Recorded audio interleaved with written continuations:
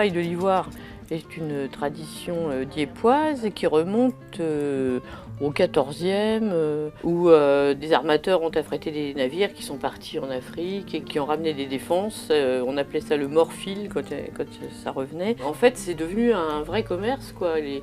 Des sculpteurs sont venus un petit peu de partout pour travailler cette matière. Petit à petit, c'est devenu vraiment un centre, une espèce de capitale du travail de l'ivoire. Le premier sculpteur sur ivoire de la famille, c'est 1850, Charles Tranquille Colette, qui a créé le premier atelier Colette. Il faut bien reconnaître que c'est une matière merveilleuse et très belle et très intéressante à travailler, quoi.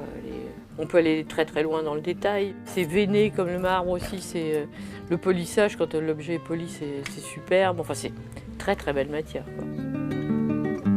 Ce qui me plaît, c'est cette transformation merveilleuse de partir d'un morceau et d'arriver après à des choses très fines, toutes fignolées, pleines de détails, puis c'est la création, quoi. Je travaille beaucoup sur commande, donc c'est extrêmement varié, c'est très intéressant, c'est jamais la même chose.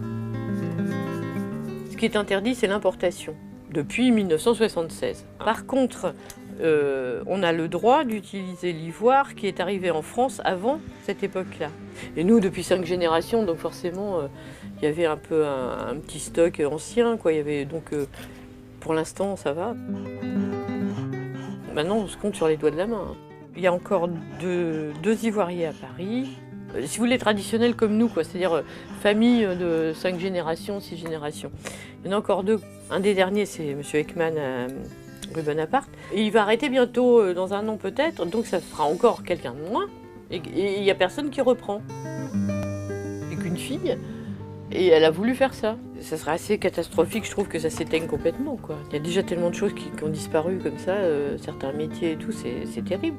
Et son grand-père était absolument heureux, comme tout, de le savoir avant de disparaître, parce que vraiment, en plus, ça comptait beaucoup pour lui, ça, que ça se perpétue, quoi.